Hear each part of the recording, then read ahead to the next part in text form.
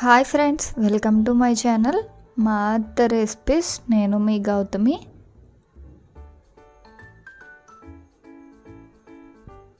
ఈరోజు వీడియోలో సగ్గుబియ్యం పాయసం ఎలా చేసుకోవచ్చో చూపిస్తాను. అలానే చేసే ప్రాసెస్ కూడా ఈజీనే.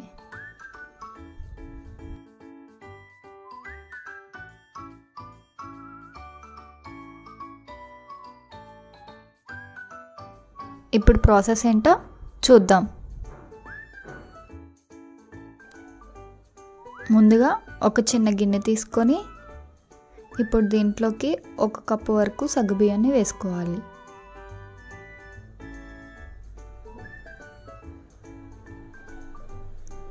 రెండు మూడు సార్లు బాగా కడిగి తీసుకోవాలి.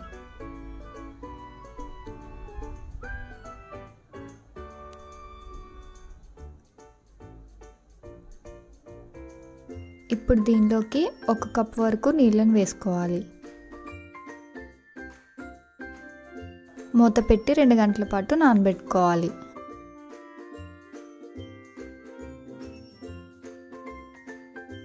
రెండు గంటల తర్వాత మూత తీసి చూస్తే సగ్గుబియ్యం అనేది చక్కగా నానిపోయండి. నేను వీడియో క్లిప్లో చూపించినట్టుగా ఇలా నానాలండి. ఇప్పుడు వీటిని పక్కన పెట్టుకోవాలి. స్టవ్ ఆన్ చేసి ఒక గిన్నె పెట్టుకొని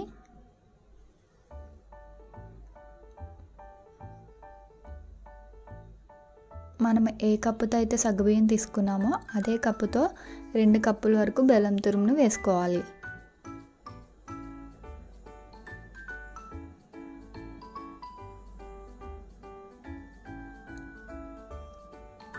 కొంచెం నీళ్ళను కూడా వేసుకోవాలి. వేసుకొని బెల్లాన్ని కరిగించుకోవాలి.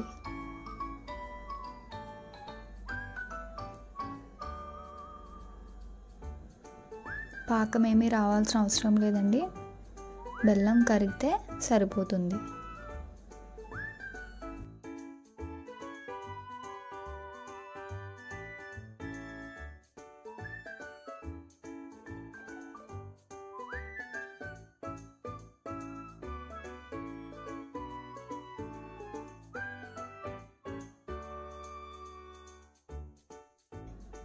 ఇలా బెల్లం కరిగిపోయిన తర్వాత స్టవ్ ఆఫ్ చేసి ఇప్పుడు దీన్ని వడకట్టుకోవాలి.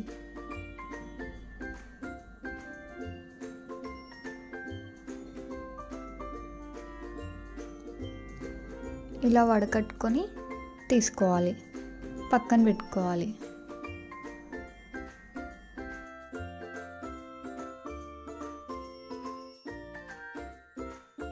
మళ్ళీ అదే గిన్నెలో 2 టేబుల్ స్పూన్ వరకు నెయ్యిని వేసుకోవాలి.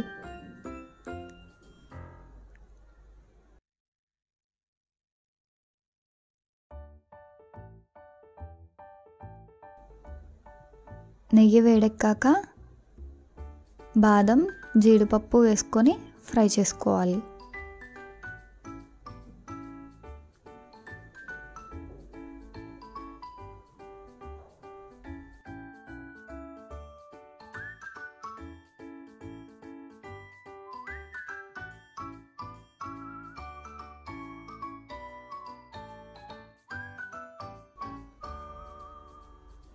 ఇలా గోల్డెన్ కలర్ వచ్చేంత వరకు ఫ్రై చేసుకొని తీసుకోవాలి.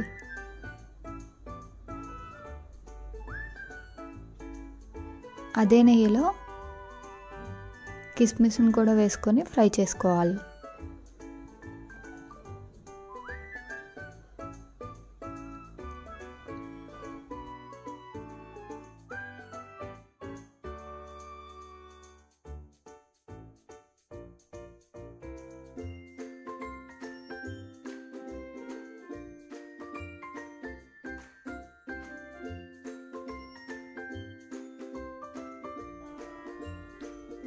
పక్కన పెట్టుకోవాలి. మళ్ళీ అదే గిన్నెలో 3 కప్పుల వరకు నీళ్ళను వేసుకోవాలి. మనం ఏ కప్పుతో అయితే సగ్గుబియ్యం తీసుకున్నామో అదే కప్పుతో 3 కప్పుల వరకు నీళ్ళను వేసుకోవాలి. నీళ్ళని మరిగించుకోవాలి.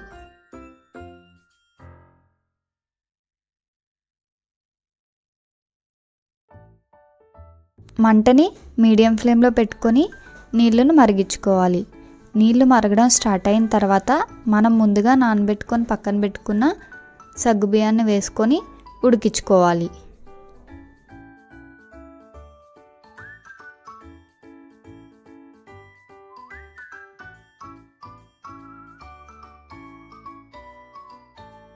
మంటను మీడియం ఫ్లేమ్లో పెట్టుకొని ఒక 10 నిమిషాల పాటు ఉడికించుకోవాలి.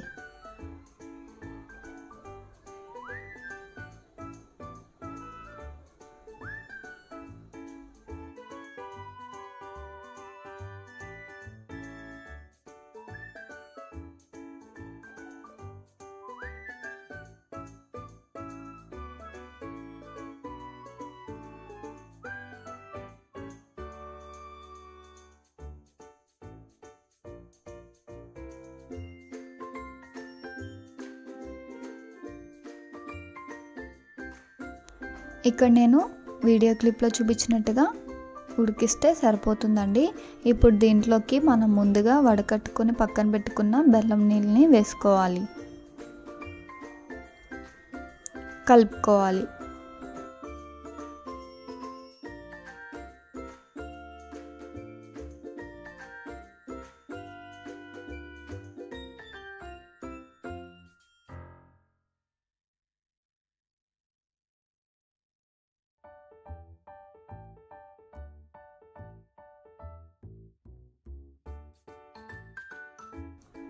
ఇప్పుడు దీనిలోకి పావు టీ స్పూన్ వరకు యాలకుల పొడి కూడా వేసుకొని కలుపుకోవాలి.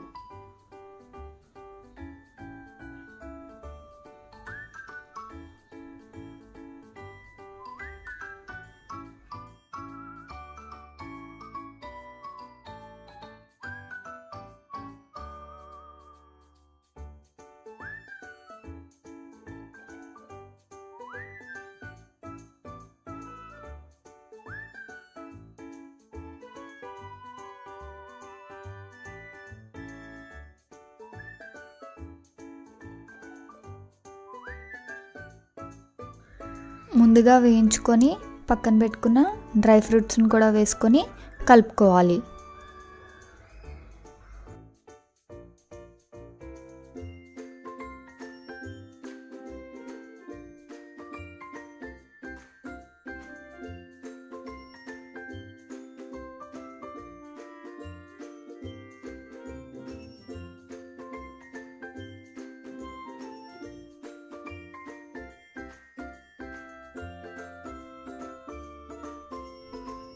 ఓ 2 నిమిషాల పాటు ఉడికించుకొని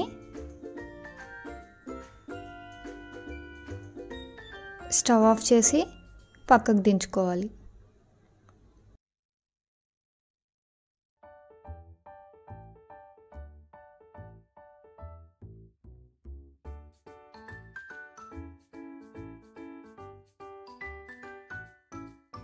ఇప్పుడు దీన్ని గరిటెతో కలుపుకుంటూ చల్లారనివ్వాలి.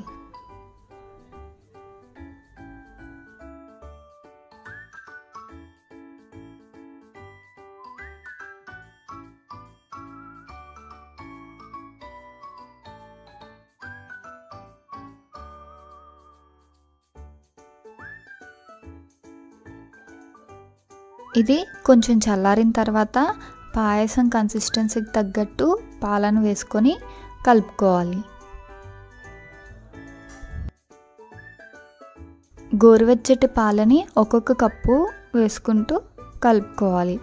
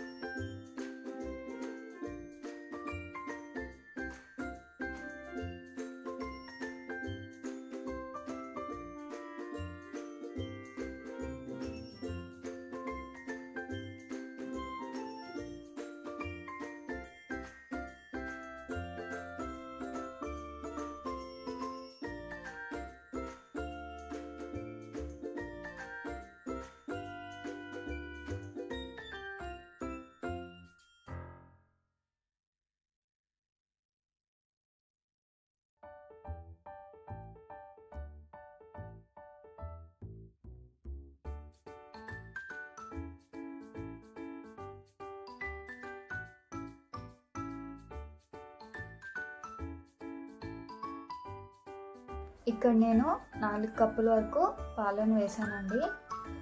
కన్సిస్టెన్సీ వచ్చేసి వీడియో క్లిప్లో చూపించినట్టుగా ఉండాలి.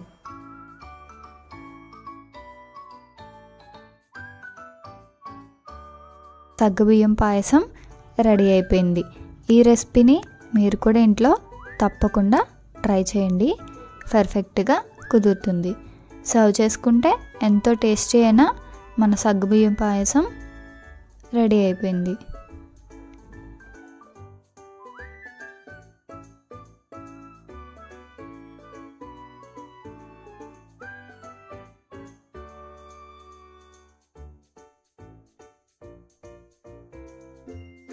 ఈ రెసిపీ కానీ మీకు నచ్చినట్టయితే ఒక లైక్ చేసి మీ ఫ్రెండ్స్ అండ్ రిలేటివ్స్కి షేర్ చేయండి.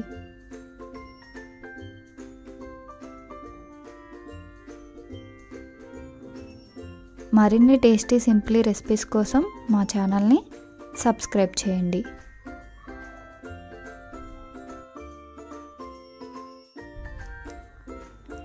Thank you for watching.